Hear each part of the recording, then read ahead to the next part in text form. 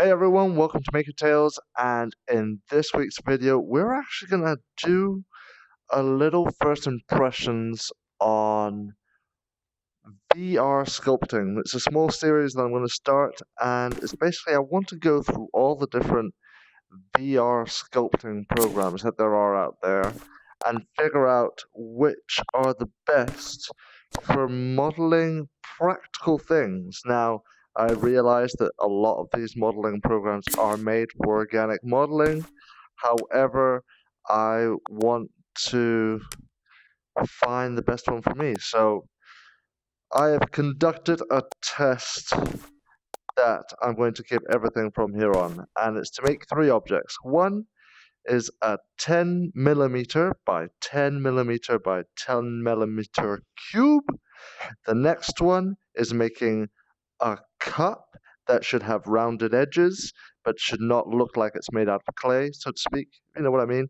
And then the third one is to make an organic object, which is a tree. So let's start first up. I've already had a little play around with Google Blocks. Now, what I am going to do here inside of Google Blocks is I'm going to go into the settings, labs, and I'm going to allow all of these because this is going to help trying to do any type of rigid modeling in such a program. So I'm going to turn on the grid, and the first one is this 10 millimeter by 10 millimeter cube. So, of course, the main thing on this is we can use either this grid or this grid here. So we could go and say that this grid is our millimeters and go like that and say that, ooh, see, this type of accuracy is not worth it here. So here it does show me the digits, as you can see, but that doesn't work for me. So what I'm going to do instead, which I think I'm going to be doing in quite a few of the programs, is creating an in-program ruler. So make a block, edit it to be as small as it can be, and this here is going to be our 1 millimeter by 1 millimeter block. So I'm going to grab this, I'm going to do a copy of it and put it next to it. So now it's 2 millimeters, 3, 4, and 5. Copy all of it, make it 10 millimeters. As you see, this is strange. I've seen Google Blocks, when you copy it, puts it all on the same grid, but your copies don't. So I'm going to delete those here, do a copy of these 5. So now I have a perfectly straight ruler, which apparently has not copied well. So let's do that one more time this way. It's turned out perfectly. Let's erase that, change the colors of this so we can see where each millimeter is. So this here is our equivalent of 1 centimeter. Because I like getting into detail, especially when it comes to creating things. So I'm going to copy all of this and I'm going to place it here, bring all of that, place that there, go along here, copy that, and place that there. Now using this, it should be quite easy to just plonk that in, move this face, move that face. Oh, I've accidentally deleted one there. And move this face. And there we have our 10 millimeter by 10 millimeter cube. Task 1 complete. However, it does look like we would be limited with how big an object could be in this space. Alright, next up is making a cup. So there's 2 ways we can go about this. One is we can use the primitives that they have on hand and start with a circle or a cylinder. I'm going to give it its best chance. I'm going to start with a circle. I want to make this life size. So we've got our 1 centimeter cube here. So let us copy that. And let us put this, let's say a cup is what? Let's say it is 7, 8, I don't know, something along there. Let's say it needs to be at least this high. No, one more, and a few bits. There you go. So now we have some sort of guide of shape that we're going to go with. So I'm going to use this sphere. Shall I try the sphere? I'm going to try the sphere. I'm going to use that top rim to be the lip of the glass. Is that a little bit bigger still? See, as you can see, one of the constraints is the geometry that you can make with this. I'm going to change the color of this slightly though. And I'm going to change it to a blue. No, not that blue. Let's go for a purple. I don't even like that purple either. Let's go for the gray. So using our modifier, you can now see all the faces. Now, I haven't figured out how it's done, but I would have loved to been able to select more than one face. I don't know if that is possible, because as you can see, I can only select one face and that's it. So let's do this. Now, one of the great things in the lab is that you can erase here the tangents, the vertices, and all that. So let's get in here nice and good and start deleting bits. Oh, can I just delete that entire face? I can. And I have crashed it.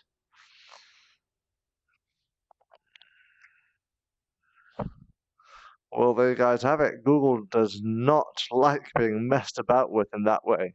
Give me a moment and I'll come right back. Okay, I somehow am back. So let's see what happens if I do this again.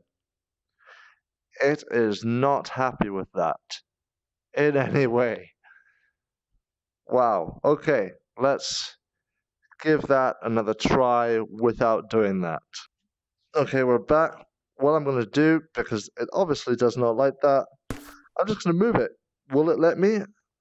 Let us find out. It does. It lets me move this up and down, which is brilliant. And let's flatten out this as well. I'm going to use the deleting and see if it'll let us delete that one vertex there. It does. Brilliant. And then can I grab this face and push it up? That's sort of copy. Now, what I don't like is that I can't grab just the tangents and scale them all up together so I can make this more cylinder-like. But let's get tedious here and just... Oh, it's not happy, is it? Really doesn't like vertex editing at all. So using the labs, of course, this is all in dev, so take it with a pinch of salt of when you actually see this video. And I think all we've got to do now, that is quite a goblet, to be honest. Wow. So if I was going to draw the size of my hand right now, just to get an idea. So I'm going to trace my fingers here. I'm going to second. Hand, fingertip. That's one finger, another finger, another finger, another finger, a thumb, and my palm. That's quite big, to say the least, anyway. So, let's see. If we just grab it then, we can scale things, which is useful. So, wouldn't really call this a cup, so to speak, but I will fast forward and try and keep my line of eye in one direction so it doesn't affect you as bad.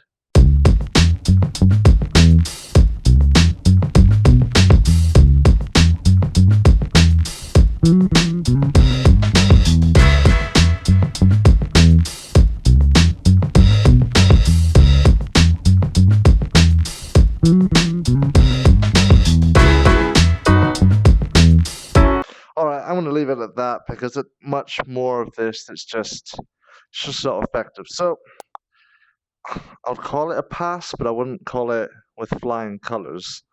That's with flying colors-ish. Limitation of the space does a lot.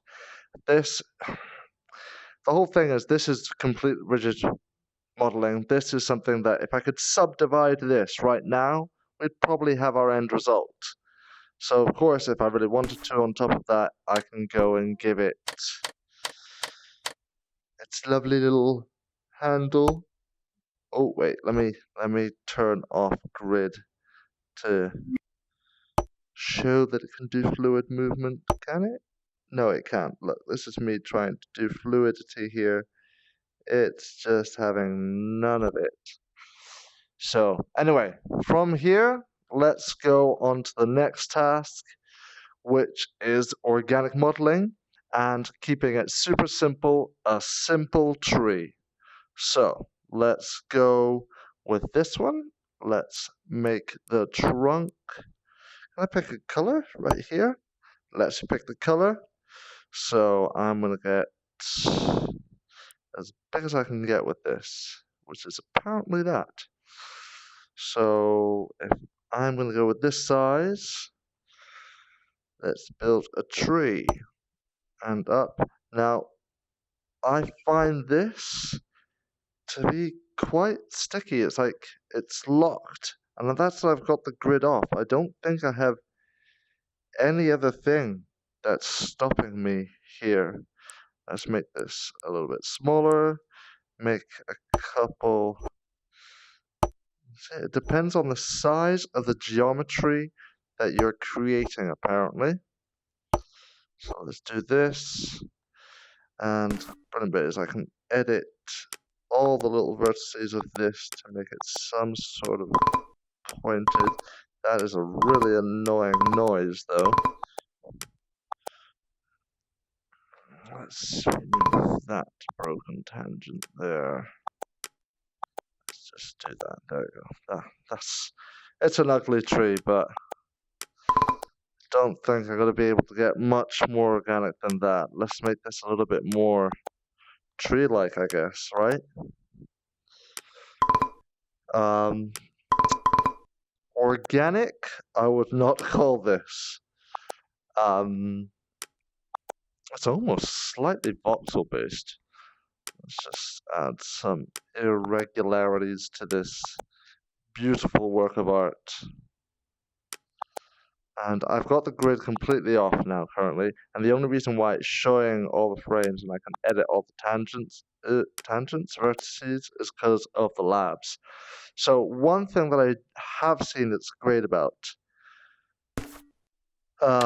blocks is that you can pretty much create a block and then use that repeatedly. So let's create a leaf. So I'm going to put this block there. I'm going to bring this point down. Here, let's make you go out this way. Let's delete that one. And unless you zoom in on these, that isn't possible to select. So we've got that there. Oh wait, I did not mean to delete that actually. I wanted to actually move that to be the edge of the leaf, this to be the center of the leaf this way, that more like that. Let's start from scratch. Don't know what I did there. Here. Okay. Now, there. Bring that out. Bring those in. It is an interesting thing. So as you can tell, this is definitely triangle-based geometry. And with the labs, you can do a subdivision. So I'm going to add a subdivision line, but without grids. This is quite ad hoc. So let's add that there, add that there, add that there. Turn off the grids again. Edit that 1 point. And bring that down to give the leaf some sort of shape. And hell, let's just, that'll work for now anyway. Let's go a little bit more that way. So now I have made said leaf object. So instead of going here now and grabbing this, how would I grab it? Grab this, make it real small. Come on, there we go. Make it real small, and then add them all one by one. As you can imagine, that would be tedious. Copy and paste all of these leaves repeatedly like this. We can actually just create our own little matrix here of that there. That's all that there. So you can select all of this, save the selected, as you see it there, save that object, go into our object layer, and now we have this. I wish we could just grab it out and place, but instead we have to insert. Once that's inserted, it can be edited if you insert it. I think it's, if you go open, I think that lets you edit it, but I'm not 100% sure, and I'm not about to test it out. So here you have that. So here, if I try to grab that all, it wouldn't, but I can grab all of this. So you can't copy something and then carry on copying it. You have to copy, paste it down, copy it, paste down, copy it, paste down. Anyway, I will get doing this, and I'll see you at the end result.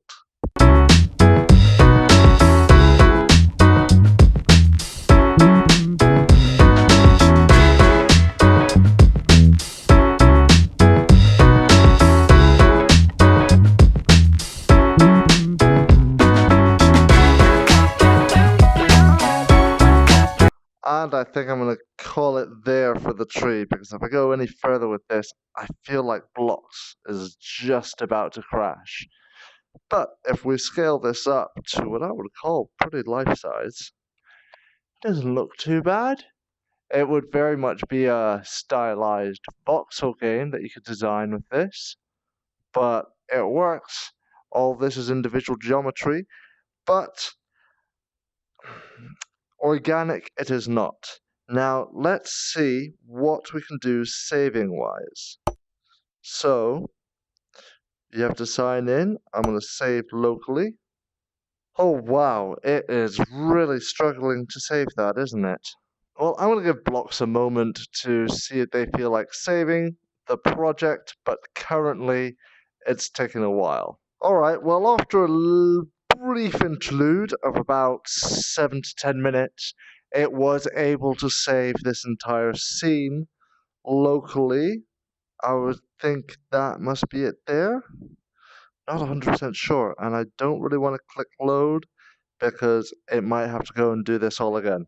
So the last thing I want to try and do is see if I can save, see this?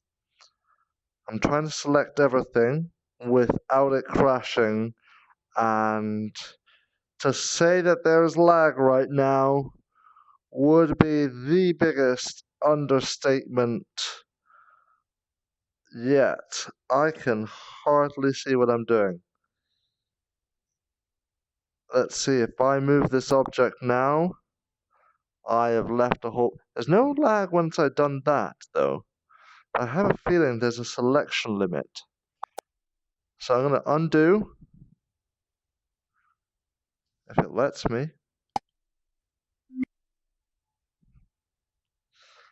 Try and select everything in this tree one last time. So select the tree, select, oh, that is not what I wanted to do. Select the branches, select that branch there, select that branch there. I'm going to do this one branch at a time, because then I've got all that there selected for sure. All this top canopy, select all this canopy, and as you can see, the lag is real. Don't know if it's going to come across in the recording, but I'm lagging probably a good second here.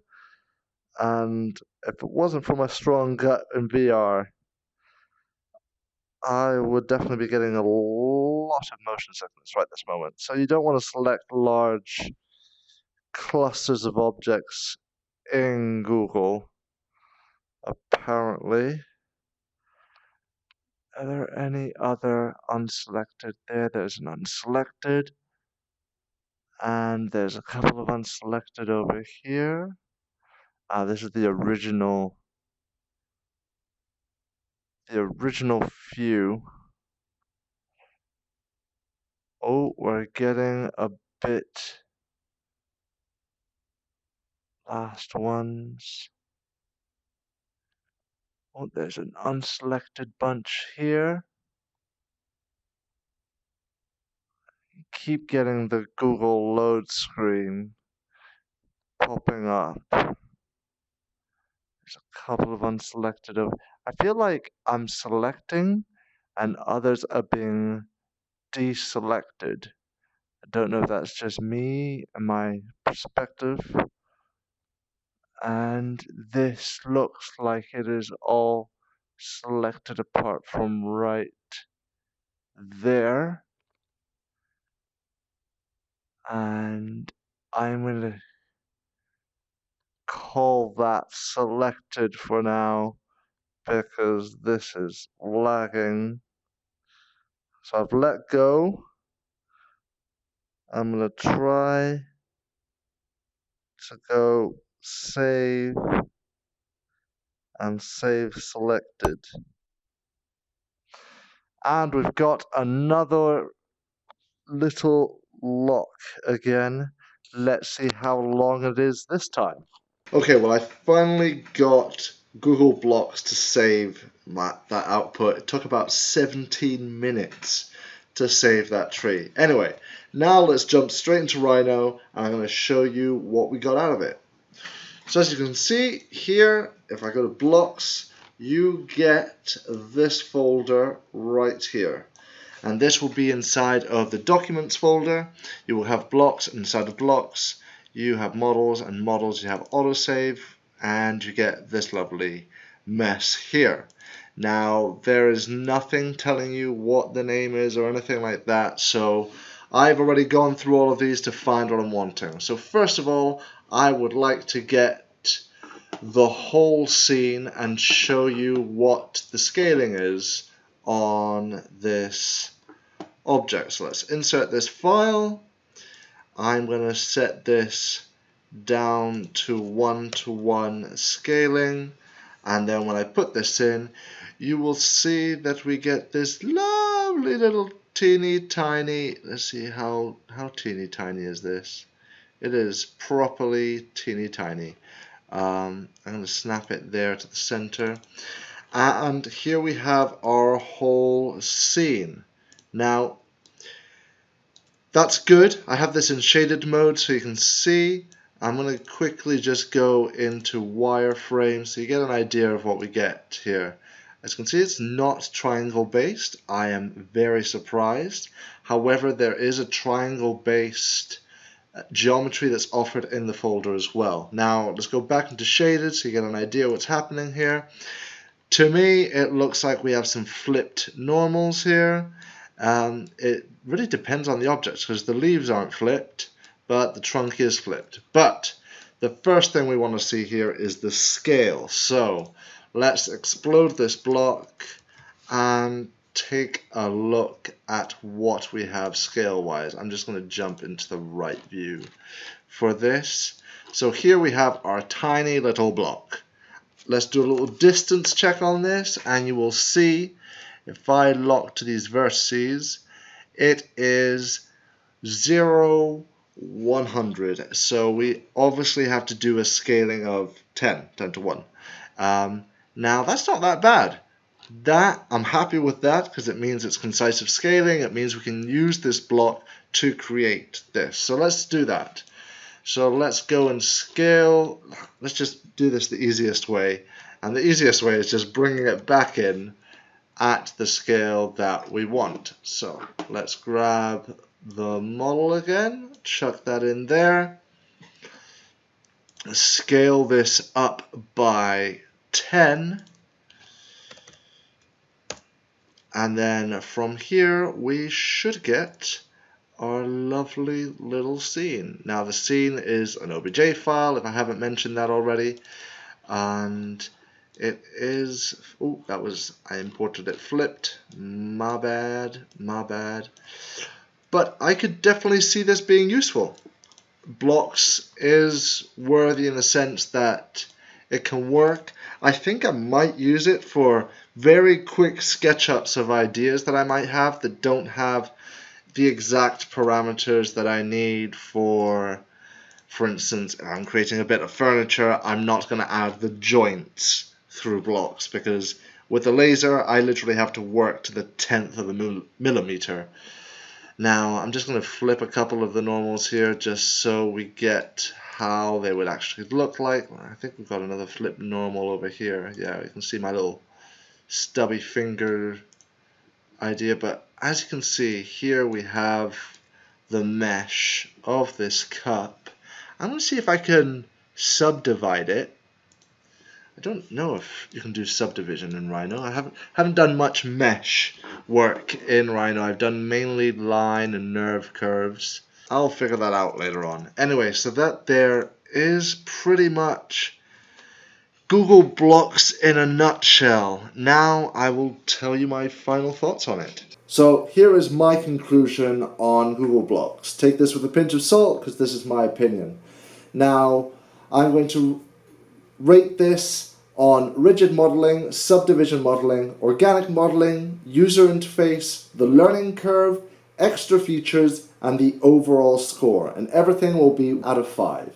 So let's start with rigid modeling. I would give that a 3 out of 5 as it can be done. However, you are limited by the space and the complete accuracy that you're wanting. Subdivision modeling, I would only give that a 2. Yes, it does let you add extra vertices, it lets you add extra edges to really be able to subdivide the model, but it doesn't just have a subdivision tool or a way that you can work at higher polygon counts. And then organic modeling, it's only going to get a 2 as well. It wasn't really organic. I couldn't get a fluid motion out of any of the 3D objects that I made. However, the user interface is going to be a 4. I learned how to use Google Blocks within 30 minutes, if that, and I knew it all, and it was really intuitive. The learning curve is a 5 because it's brilliant. There is no learning curve. You get in there, you do their short ice cream tutorial, and there you have it. As for extra features, I'm going to say that the extra features of Google Blocks lets you select objects, save that object as an object, and then re-put it in. You have the library of the Google Blocks assets, and it lets you easily get to the OBJ files. I'm giving that a 3. There's a lot of extra features that can be added to a program. However, it's in the right direction. So overall, I'm going to give Google Blocks a 3.5 of my own opinion. Now, if you've enjoyed this video and found it useful, go and hit that subscribe button, give me a like, and let me know down in the comments below what other VR-based modeling programs you would like me to take a look at. Next up, I think I'm going to go for Sketch, and then I'll see you in the next one. Anyway guys, thanks for watching, and as always, let the quest continue.